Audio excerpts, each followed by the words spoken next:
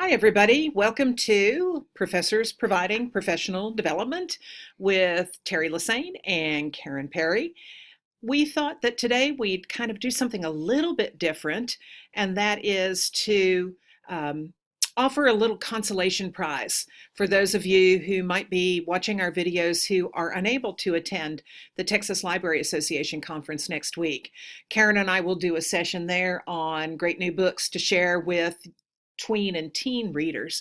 So we thought we'd offer this some picture books to share with older students that we wish we had time to do at TLA, but we know we're going to run out of time at TLA. We always do.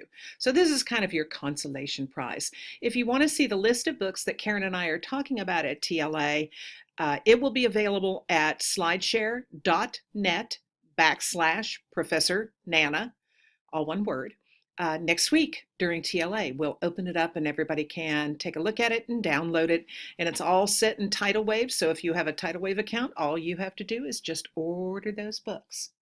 Right. So we're going to get started at since this is related to our TLA presentation. We of course have our introduction slides that everybody was going to be looking at, since they don't necessarily know who we are, except everybody probably knows who Terry is. But we decided we wanted to use our Bitmojis on our introduction slide today. But just for you guys, since you've watched us a little while, still you can get some of the social networking contact here information. There's Terry, has her Superman, and here's my information. We also are providing the people at the TLA workshop the links to get to our YouTube channel and a QR code. If you want to scan it real quick right now, you could scan it and take you right to the page, and hit subscribe if you haven't already. Okay, we're going to jump into the first book. Now, you know, of course these picture books can be shared with any age, but the ones we chose for this quick, short presentation are picture books that we thought would work especially well with older kids. And a lot of it is because of the types of activities you could do with them afterwards, but really some of it's really just the humor, and which is the case in this first book. Baba Smartsheet by Mark and Rowan Somerset.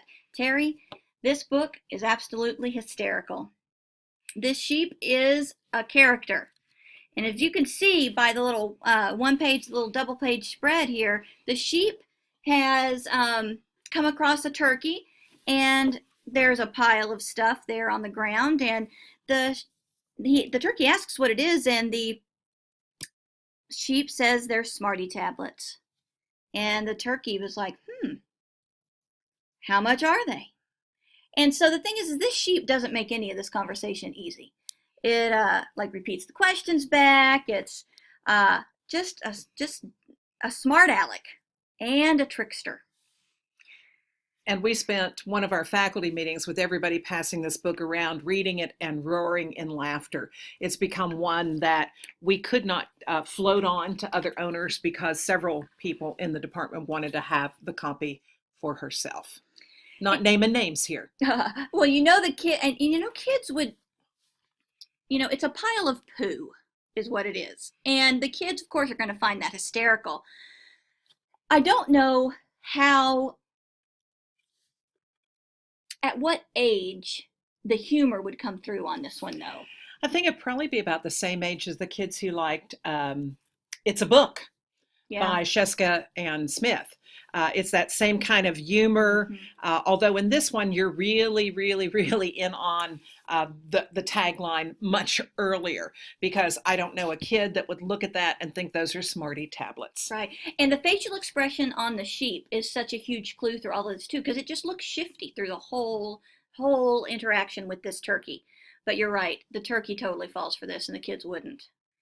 All right, so it's hysterical, and it would just be one that older kids would totally get.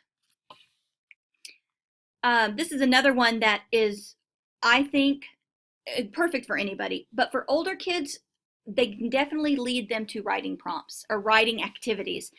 This is One Day, The End. Short, very short, shorter than ever stories.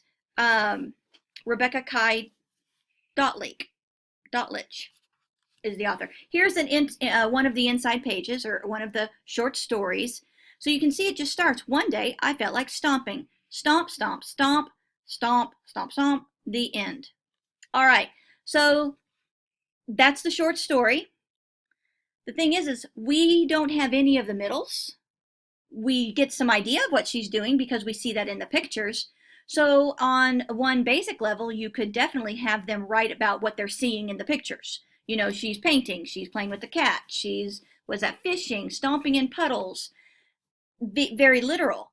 But for older readers, they could totally make up a story and go off on that and just start with the stomping and create just a whole story around that doesn't have anything to do even with the illustrations. So I don't know. What do you think, Terry? Well, I absolutely love this book because this is the way kids tend to write. And not just young kids. As a veteran of the middle school classroom, that once upon a time, which is one day, and then kids always want to put the end there because that's that end punctuation for them. So what you have in this book is the beginning, is the end, and as Karen said, you fill in the middle. What makes you feel like stomping? I think that's a great prompt. There are things that make me feel like stomping that maybe don't make Karen feel like stomping and vice versa. And I think that kids will kind of get the hint that stories therefore might be a little, individual based on real life. That's true. Okay. Well, we can both talk about all these books. That's the nice thing. We had a hard time narrowing it down. The title of this book is A Hungry Lion or A Dwindling Assortment of Animals.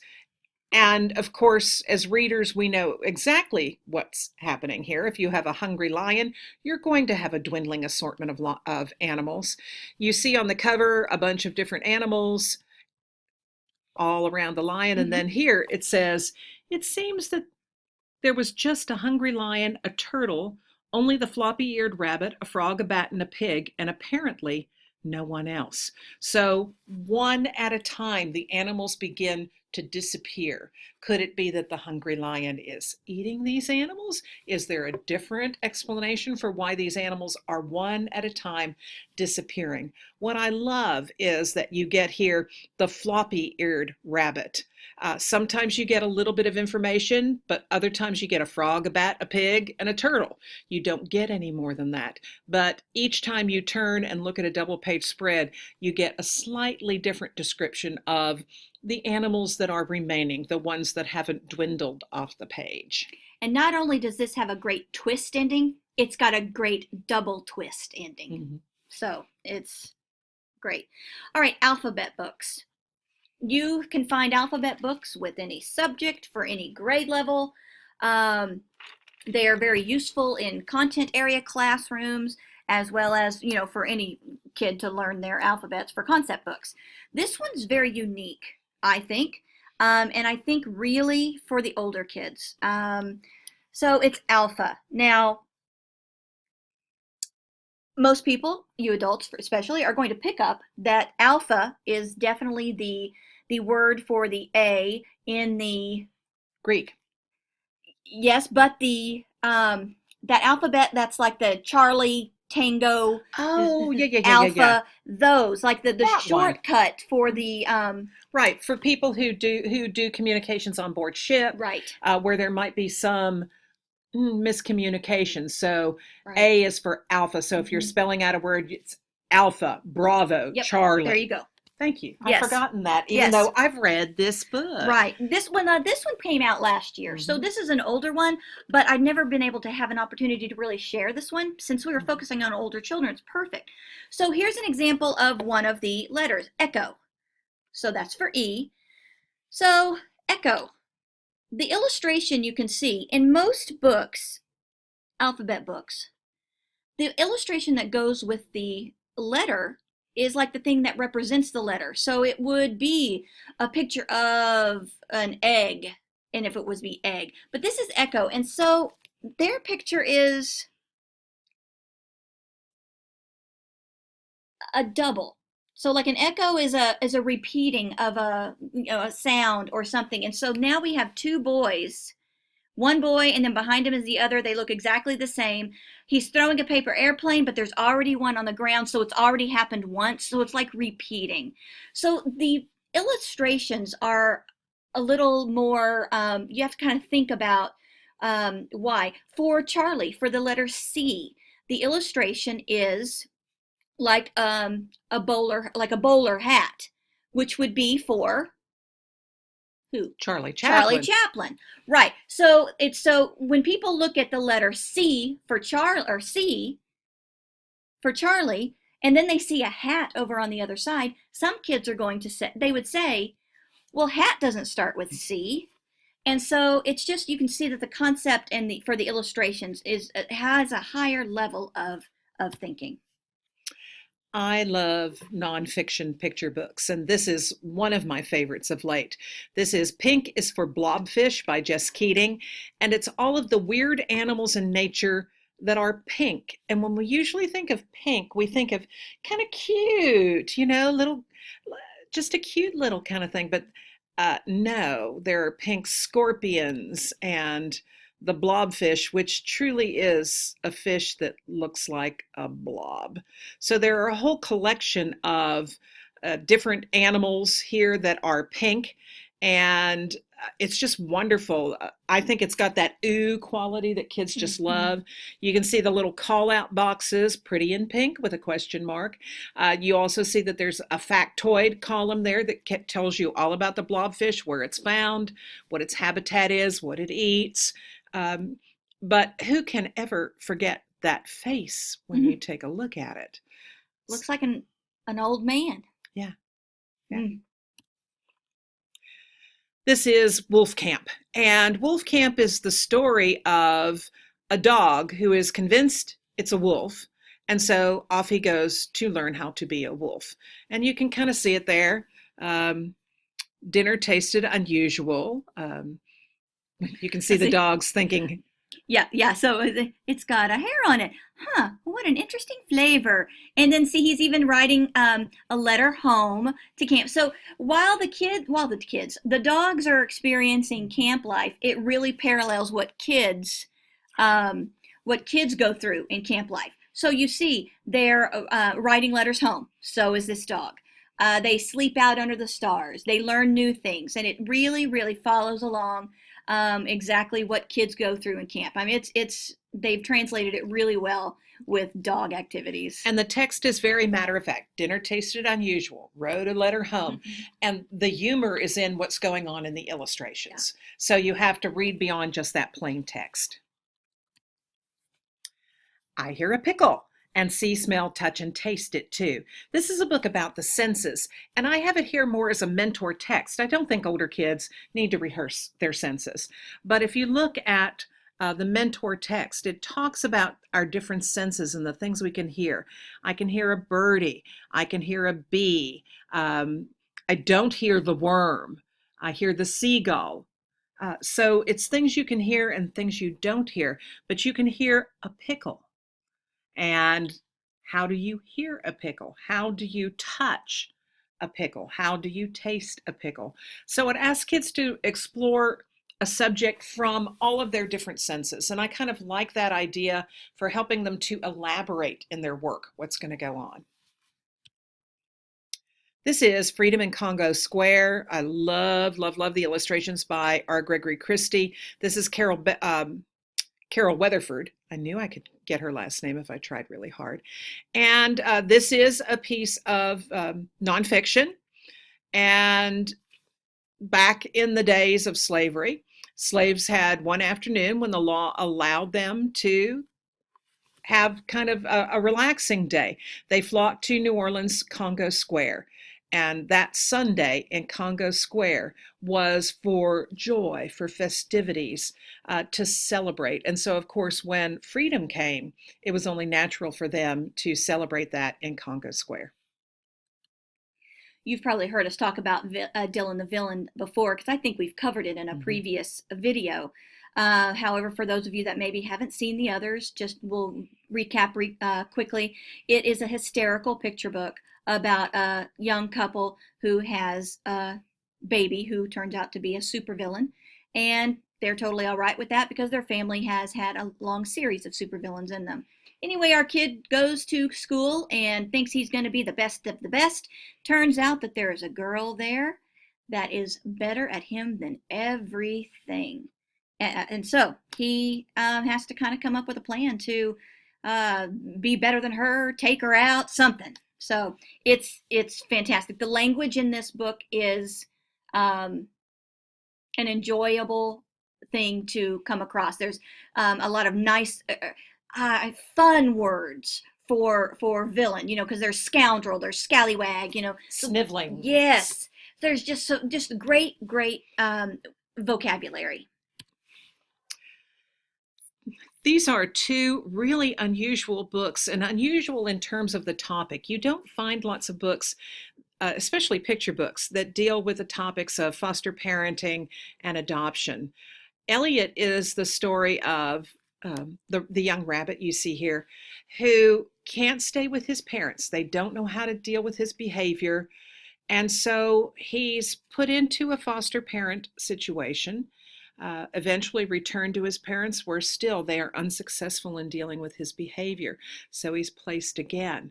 This is unfortunately true for some of our kids, where they can't stay with their parents can't provide for them, their biological parents, I should say, and so their foster parents take them in and act in that capacity. I know that there are a couple of books that deal with this, but not to the extent that I think we see it in Elliott. And you have to love My New Mom and Me, which is also about, in this case, about adoption, because it's easy to see that the new mom is not the same as the baby. And certainly we see that in real life. And some people, don't know how to even begin to talk about things like that. This is a book that says not everybody looks like mom and dad. Sometimes it's because we are adopted. Sometimes it's for other reasons. But interesting picture books that deal with the kinds of situations that not just young kids will find themselves in, but older kids as well.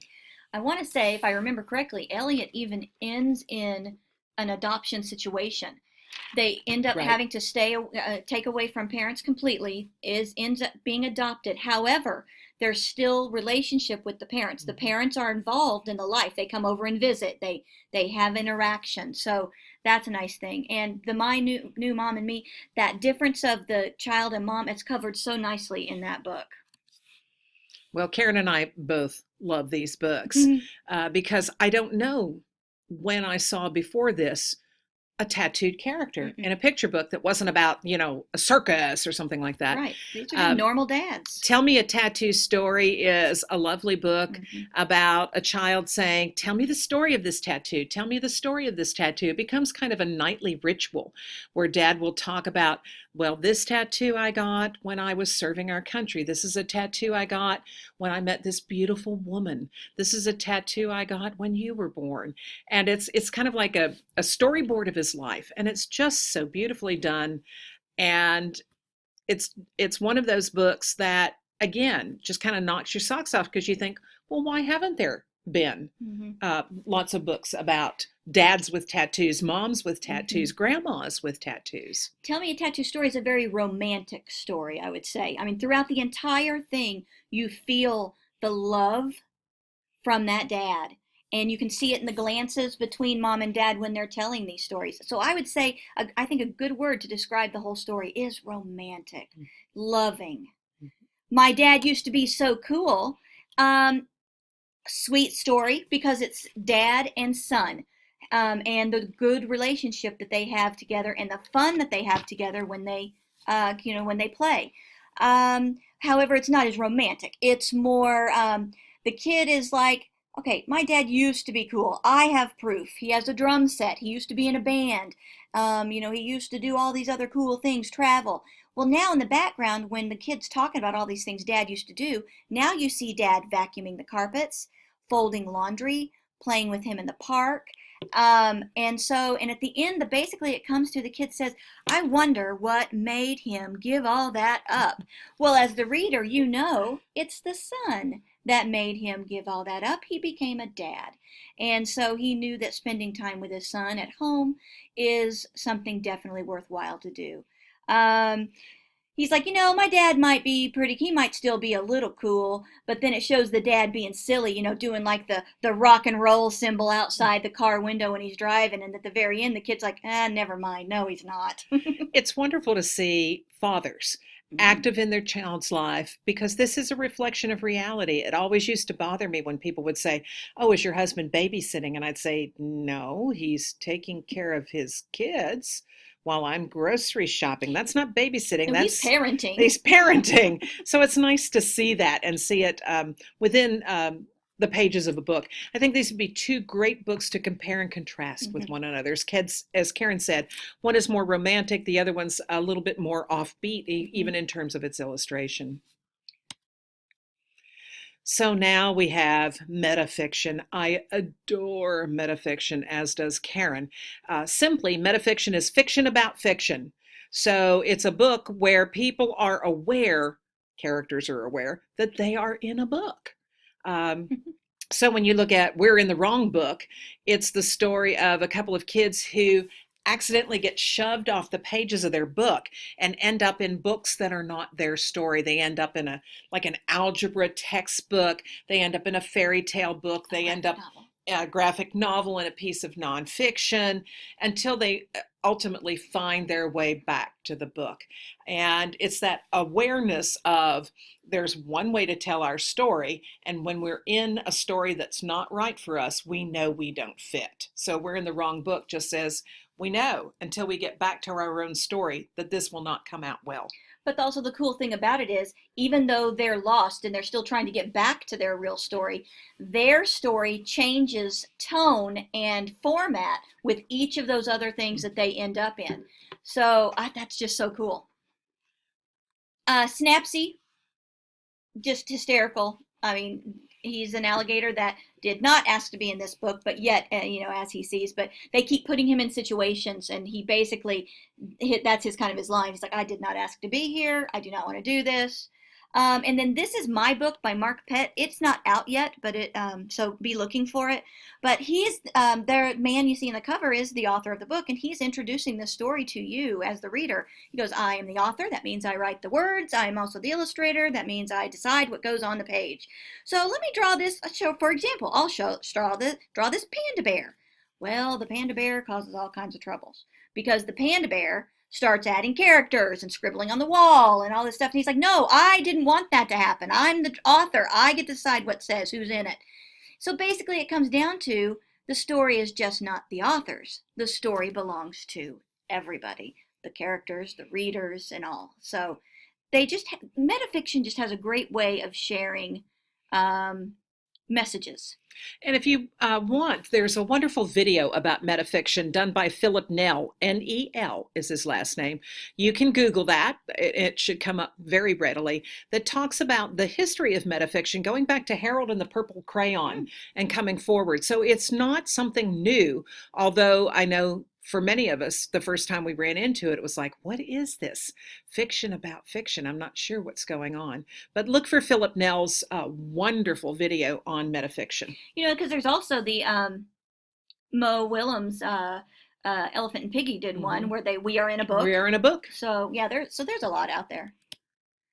And I think this is our last slide. Yeah, just some mentor texts. These are a bunch of books, and we've talked about some of these, I know already, but books that could easily be used as mentor texts. Jane Yolen's What to Do with a Box. If you look at the cover, they're in a cardboard box, and what kid has not deemed a box a lot more exciting than everything else that might have come inside the box? So it's, what can you do with a box? How can you let your imagination just roam wild? Right. Goodness, The Night Gardener. I could see art projects with this one. Can you can buy those green foam pieces at like Hobby Lobby, and you can have your kids create their own, tree topiaries using those, and then write about their topiary that they created. But man, and then there's other books that you could definitely pair with this one, as we've mentioned it before, Grandpa Green. That you could then compare contrast for writing. So, it's just beautiful. I love Selena Loon's Yoons, excuse me, be a friend. If you want a friend, you have to be a friend. And that's such a, such an old adage and so trite that, you can almost hear kids roll their eyes as you talk about it. But it is about how you make friends and how that's not an easy thing to do. How you have to kind of take a risk if you want to be a friend. And so we can talk about, kids can write about the time that they were frightened of something and managed to confront their fears and moved on. They can write about how they met their best friend. They can talk about a time when they didn't feel as if their friend understood them. There are lots of different ways to go here. You could just let kids do some free writing at the end of reading it. And of course, when we say mentored text, let me just pause for a moment and say, you don't always have to follow up a book with an activity. Right. Sometimes just read the book and move on. Right. Ideas are all around. I know that we've mentioned that one in a video as well, but it takes you through. Basically, the author of the story is telling you, he's got a deadline to meet, he's got a story to write, but he doesn't have any ideas, so he decides to take a walk. And he very nicely walks you through his day, including some pictures, and then kind of decides that, with the help of a friend, that ideas are all around him. And so, boy, how much easier can that one be? Have kids chronicle their day. Decide from what they have encountered throughout their day, even photo. They've got phones now, but so take photos of things about their day and compile it into a journal entry. And then if you want to go on, have them pull one specific thing from the day and expand on that one. Absolutely. Michael Hall's Red is subtitled A Crayon Story. And if you look at the crayon right underneath the title, you'll notice that while its wrapper says red, the crayon is blue. So what happens when you're a blue crayon, but your label says red, and so you're known as red? You're in the wrong skin, so to speak. All the other crayons, they're okay because their labels all match who they are. But red just doesn't understand what's going on. He doesn't feel like he has found his place in life. And notice I'm making it a him and I'm turning him into a person. That's how real this story becomes for me. You can certainly tie this with the Drew Daywalt books about the day the crayons quit and the day the crayons came back as well. Or Franken-Crayon. Or Franken-Crayon, now one of our new favorites. Mm-hmm. The Tree in the Courtyard by Jeff Gottesfeld and illustrations, beautiful illustrations by Peter McCarty. We looked at another of Peter's books today and we're just wild by it. This is the story of, and from the point of view of, the tree that grew in the courtyard outside the annex where Anne Frank and her family had to go into hiding because they were Jewish and they wanted to hopefully survive World War II. It's told from the tree's point of view, which I think is just an incredible way to tell this story. Of course, we know what happens if we know the story of Anne Frank. So before kids read the Diary of Anne Frank or look at the play for the Diary of Anne Frank or read other Holocaust books like The Book Thief, you can share The Tree in the Courtyard with them. There's a wonderful afterword. The tree eventually did die, but they managed to harvest from the tree seeds and seedlings so that the tree now grows in other places. It grows, I don't want to give too much away, but it grows in places where it's important to remember what took place. So the Tree in the Courtyard, just an exquisite way to introduce kids to Anne Frank. And You Must Be This Tall. We've also mentioned this one. It's hysterical. The story of two, are they both snakes? Yes. Yeah, two snakes going to an amusement park, and they want to ride a particular ride. And what kids always sometimes hear, you can't ride that ride, you have to be this tall.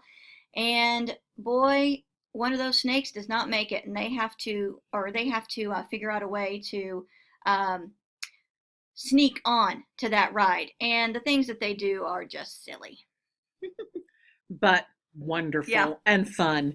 And a couple little twists at the end of that one too. Mm-hmm. So we hope this makes you feel a little bit better about missing out on TLA. And you can go take a look at that book list at slideshare.net. Next week, we'll open it up for views. And in the meantime, keep coming back to PPPD to see what Karen and I are up to. Thank you.